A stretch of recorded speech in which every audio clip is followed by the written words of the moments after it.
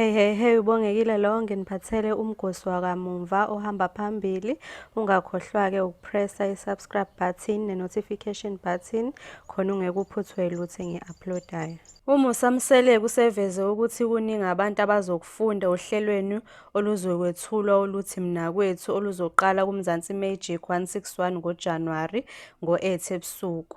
Kulolu hlelo uzobonakala ehambela abantu besilisa abahlukene abafuna ukutshela amakhosikazi abo ukuthi anabanakwabo futhi bafuna ukuba nesithembu.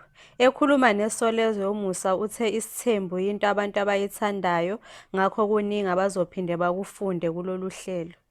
Kulolu hlelo ngizobe nguwumethuli nje walo kuphela, akulona olwami. Kumina kwafika umsunguli walo wangixoxela ngalo mbono ngamtshela ukuthi akahambe ayoxoxa nesiteshi ngempela konke kwahamba kahle ngendlela sasesiqala ukusebenza phezu kwalo. Kuningi abantu abazokufunda kulolu hlelo njengoba usuku nosuku bezosala bebambe ongezansi ngezinto ezizobe zenzeka kulona, kodwa nje engingakusho ukuthi isiqephu ngasinye siphela nesifundo, kuchaza uMusa. Uthe lolu hlelo ngeke nje lugxile KwaZulu-Natal kuphela kodwa kulona lonke lakuleli. Engikubonile ngesikhathi kuqhubeka uthando nesithembu ukuthi abantu bayasithanda isithembu kodwa kukhona ukwesaba lapha nalapha, ngakho la sizosiza kulokho, kuchaza uMusa. Uphile Ukubheka weMzansi Magic uthe ababukeli babo bazohlala bethe nje kulesi siteshi njengoba kukuningi ababaphathele khona. Kulesi siteshi kuzothi ngeSonto ngo-8 ebusuku kuqale umdlalo omusha othi The Omen okulingisa kuwo phambili uLeslie Musina ozobe edlala indawo yommeli. NgoMsombuluko ngo-8 kuzoqala umdlalo iGrassroots, kuthi ngoLwesibili ngo-9:30 kudlale uhlelo iFor Better or Worse oluzokwethulwa uMo noPhindi.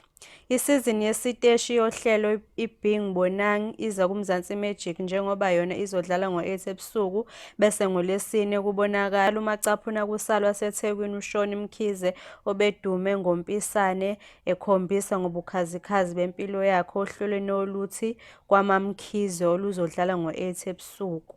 NgeSonto ngo-5 ntambama kuzoqala uhlelo lwamakwaya e-Old Mutual Amazing Voices lapho kuzobonakala amakwaya aqhamuka emazweni ahlukene e-Afrika ezoqhudelana khona emncintiswaneni. UCandice Modisli yena uzokwethula uhlelo lomdanso oluthi Ackerman Style Squad oluzoqala ngoJanuwari 16 ngo-6:30 ntambama.